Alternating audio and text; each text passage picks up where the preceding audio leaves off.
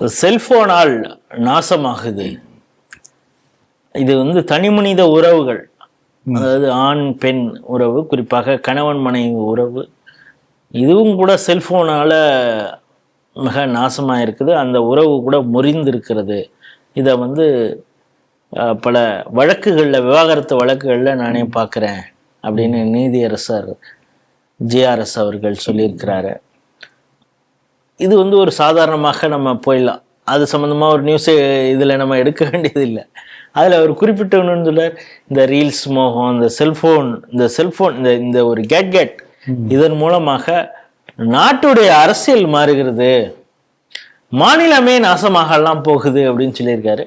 இதையெல்லாம் மனதில் வைத்து சொல்லியிருக்கிறார் அப்படின்னு தெரியல. உங்களுக்கு ஏதாவது புரிஞ்சதா?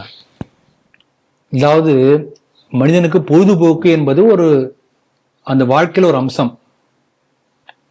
ஒரு 300 ஆண்டுகளுக்கு முன்பு நம்ம நாட்டினுடைய பொழுதுபோக்குன்னு பார்த்தீங்கன்னா எப்படி இருக்குன்னா, ராமாயணம் மகாபாரதம் கதையை சார்ந்த திருக்கூத்தோ ஒரு கதையோ பாட்டோ இப்படிதான் இருக்கும். அல்லது ஹரிச்சந்திரன் கதை, நல்ல தங்காள் கதை, இப்படிதான் கதைகள். நீங்க ஒரு 100 வருஷத்துக்கு முன்னாடி, 100 கூட தேவையில்லை, ஒரு 40-50 வருஷம் முன்னாடி இப்போ உள்ள 80-90 வயசு உள்ள யாராவது ஒருத்தர் போய் கேட்டா சொல்லுவாங்க. அந்த மாதிரி என்னன்னு பாடுவாங்க. இன்னும் கூட பாடி காட்டக்கூடிய ஆட்கள் இருக்காங்க. அப்ப இந்த கலைகள் என்ன பண்ணுது, பொழுதுபோக்கு அம்சம் என்ன பண்ணுது, மக்கள் மனதில் ஒரு நல்ல மெசேஜை கொடுத்தது. அது எது வேணா இருக்கலாம், பொம்மலாட்டமா இருக்கலாம், இல்ல டான்ஸ் எது வேணா இருக்கலாம். ஆனா சினிமா என்று வந்த பிறகு என்ன ஆச்சுன்னா, முழுக்க கொஞ்சம் கொஞ்சமா தடம் பெறல ஆரம்பிச்சது. என்ன வேணா கருத்து சுதந்திரம் என்ற பேர்ல இந்த பண்பாட்டை நாசமாக்கக்கூடிய எல்லா விஷயங்களும் அதுல கொண்டாச்சு. கருத்து சுதந்திரம் என்ற பேர்ல எல்லாத்தையும் நிர்மூலமாக்கக்கூடிய எல்லா விஷயம் வந்தாச்சு. சுவாமி ஓங்கானந்தா அவர் சொல்லுவார், இந்த சினிமா பத்தி சொல்லும்போது, அந்த காலத்துல சினிமா தியேட்டர் தான் இல்லையா, ஒரு காலத்துல ஊருக்கு ஒரு சனியம் வந்தாச்சு அப்படிம்பார். அதே போல ஒவ்வொரு வீட்டுக்கு வரவேற்புல ஒரு டிவி தொலைக்காட்சி பெட்டி வந்தோடனே அதே ஓங்கானந்தா என்ன சொன்னாரு, ஊருக்கு ஒரு சனியன் வீட்டுக்கு ஒரு சனியனாக வந்துவிட்டது. இவர் சமீபத்துல கோவிட் சமயத்துல இறந்து போனார். அந்த இறந்து போறதுக்கு முன்னாடி சொன்ன விஷயம் என்னன்னா, ஒரு காலத்துல ஊருக்கு ஒரு சனியன் இருந்தது, அப்புறம் வீட்டுக்கு ஒரு சனி வந்தது, இப்போ ஒவ்வொருத்தர் கையிலும் ஒரு சனி வந்தாச்சு. அப்ப உங்கள் மனதை கெடுக்கக்கூடிய ஒரு சாதனம் உங்க கையில் வந்தாச்சு. நல்லது செய்யுது இல்ல நான் சொல்லல, எந்த அளவுக்கு நல்லது செய்கின்றதோ அதை விட கெடுதல் செய்யக்கூடிய ஒரு கருவியாக இந்த மொபைல் என்ற கேட்ஜெட் மாறிவிட்டது. சினிமா கவர்ச்சி. இன்னைக்கு விஜயுடைய மூலதனம் என்ன? அரசியல் அனுபவமா? எதை வைத்து அவர் ஆட்சி பிடிச்சார்? சினிமா கவர்ச்சி என்கின்ற ஒன்றை மட்டுமே வைத்துக் கொண்டு திமுக எதிர்ப்பு அதிருப்தி அலையை அறுவடை செய்திருக்கிற விஜய் இல்லைங்களா? அப்ப வெறும் ரீல்ஸ் வைத்து அல்லது இன்ஸ்டா வைத்து ஒரு ஆட்சி மாற்றத்தை ஏற்படுத்த முடியும் என்கின்ற நம்பிக்கையை தமிழ்நாடு உலகத்துக்கு காட்டியிருக்கிறது. இப்ப நேபாளில தான் நடந்தது, ஸ்ரீலங்கால, பங்களாதேஷ்ல. அப்ப விரல் விட்டு எண்ணக்கூடிய யாரோ சில பேர் ஏதோ இடத்துல உட்கார்ந்து கொண்டு இந்த சோசியல் மீடியா டிஜிட்டல் மார்க்கெட்டிங் என்று சொல்கிறார்கள். இங்க பக்கத்துல பாருங்க டீ கடை, டிஜிட்டல் மார்க்கெட்டிங் பண்ணி பிரமாதமா எங்கிருந்தோ இங்க வாங்கி டீ குடிச்சிட்டு போறாங்க. அப்படின்னா அந்த டீல ஸ்பெஷலா இருக்குன்னு தெரியாது. ஆனா ஒரு கவர்ச்சி, ஒரு மோகம். இன்ஸ்டால ஒருத்தர் வளையல் கடை வச்சிருக்காரு தாம்பரத்து பக்கத்துல, மெட்ராஸ் முழுக்க எல்லா இடத்துலயும் தாம்பரத்துக்கு அங்க போய் இந்த வளையல வாங்கிட்டு வர்றாங்க. இன்ஸ்டால நீ வாங்கினியா? பெருமை. அப்ப இந்த இன்ஸ்டா இப்படிப்பட்ட சோசியல் சமூக வலைத்தளங்கள் மூலமாக ஒரு மார்க்கெட்டிங் பண்ணினால் அது வியாபாரம் மட்டுமல்ல, ஒரு ஆட்சி மாற்றத்தையே பண்ணக்கூடிய அளவுக்கு அதற்கு பவர் இருக்கின்றது என்பது இது நிரூபித்திருக்கிறது. இது ஒரு வகையில் நமக்கு நாட்டுக்கு டேஞ்சர் இல்லையா? Because they can manipulate. இப்ப நேர்ல நீங்க போய் ஒரு பொருளை பார்த்து வாங்கறதுக்கும் ஒரு டிவி கேஜெட்ல ஒண்ணு அப்படி டிவில அது மொபைல்ல பார்த்து ரெண்டு வெவ்வேறு, அது வேற மாதிரி இருக்கும். நீங்க வாங்க வேண்டும் என்பதற்காக கவர்ச்சிகரமாக பல விஷயம் சொல்லியிருப்பான், ஆனா வந்த பிறகு பார்த்தா வேற மாதிரி இருக்கும். அப்ப இது கவர்ச்சி. இந்த கவர்ச்சியை முதலீடாக வைத்து இளைஞர்கள், இளைஞிகள், யுவதிகள் மூளைச்சலவை செய்யப்படுகிறார்கள். இது உண்மைதான்.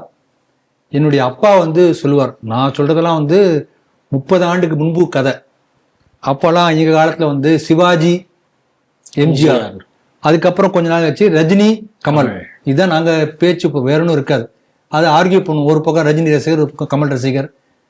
அதுக்கு ஒரு தலைமுறை முன்னாடினா சிவாஜி, எம்ஜிஆர், இதுதான். அது ரெண்டுக்கு இடைப்பட்ட அதுக்கு டிரான்சிஷன் முன்னால பி சின்னப்பா, தெரியாது. பாகவதர். நான் வந்து இந்த டிரான்சிஷன்ல இருக்கேன். சிவாஜி, எம்ஜிஆர், ரஜினி, கமல் நடுவுல உள்ள காலகட்டத்துல ரெண்டுலயே நான் ஈடுபட்டு இருக்கேன். அப்ப வீட்டுல வந்து நம்ம சாதாரணமா பேசுவோம் இல்லையா, யாரா வந்து ஃப்ரெண்ட்ஸ் வந்து பேசும்போது அப்படி பேசினா எங்க அப்பா ஒரு விஷயம் சொல்லுவார். சினிமா கழை கூத்தாடிகள்லாம் வந்து சினிமா தியேட்டரை விட்டு வந்துரு, வீட்டுக்குள்ள வந்து பேசாது. நம்ம செருப்பு போடுறோம், செருப்பு அவசியம், செருப்பு வீட்டுக்கு வெளியில தான் இருக்கணும், வீட்டுக்குள்ள வரக்கூடாது, அவ்வளவுதான் மரியாதை அதுக்கு என்று எங்க அப்பா சொல்லுவார். அதனால இந்த சினிமாவை, பொழுதுபோக்கை எந்த அளவுக்கு எடுத்துக்கொள்ள வேண்டும் என்பதற்கான ஒரு வரையறை நமக்கு வேண்டும்.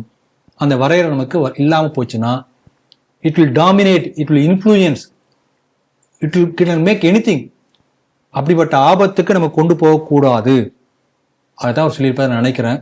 இன்றைக்கு எந்த அளவுக்கு மொபைல் போயிருக்கின்றதுன்னு சொன்னால் மனிதர்கள் ஒன் டு ஒன் கம்யூனிகேஷனே இல்லைங்களா இன்னைக்கு, எல்லாம் போன். ஒரு ஜோக் ஒருத்தர் சொன்னார். ஒரு பாட்டியம்மா இருக்காங்க, அந்த பாட்டியம்மா பார்க்கறதுக்கு அவங்களுடைய எல்லா பேரன் பேத்தி ஒரு 7-8 பேர் இருக்காங்க, எல்லாம் விடுமுறைக்கு வந்திருக்காங்க. வந்து பாட்டியம்மாட்ட எல்லாம் உட்கார்ந்து பேசிட்டு இருக்காங்க. என்ன பேசுறாங்கன்னா, பாட்டியம்மா உட்கார்ந்துருக்காங்க, சுத்திலும் எல்லா 7-8 பேரன் பேத்திகளும் ஒவ்வொருவரும் தங்களுடைய மொபைல் போனில் யாரிடமும் பேசிக் கொண்டிருந்தார்கள். பாட்டியம்மா பார்த்துட்டு இருக்காங்க. இதான் இன்னைக்கு நிலைமை. ஆகவே தனி மனிதருக்குரிய அந்த கம்யூனிகேஷன், உறவு, நெருக்கம், பாசம், புரிஞ்சுக்கிறது, இது எல்லாத்தையும் மழுங்கடிக்க செய்யக்கூடிய இந்த போனாக மாறிவிட்டது. போன்ல இருக்குதான் உண்மை. நான் நேர்ல பேசுறது யாரும் நம்புறது இல்லை. போன் வந்து பாத்தீங்களா, ஃபேஸ்புக்ல வந்து பாத்தீங்களா, இன்ஸ்டால இருந்து பாத்திருக்கீங்களா, அப்ப அது உண்மை நினைக்கிறாங்க. நேரடியா பார்க்கக்கூடிய உண்மை நினைக்கக்கூடிய தன்மை குறைந்து போய் கொண்டிருக்கிறது. அதனால இது ஒரு பெரிய ஆபத்துன்னு தான் நான் பார்க்கிறேன். அதைத்தான் சுட்டி காட்டியிருப்பதாக நினைக்கிறேன். இந்த எலக்ட்ரானிக் கேட்ஜெட்ஸ் நமக்கு தேவைதான். எங்கேயோ இருக்கக்கூடிய நல்ல விஷயங்களை இங்கே கொண்டு வந்து கொட்டுகிறது.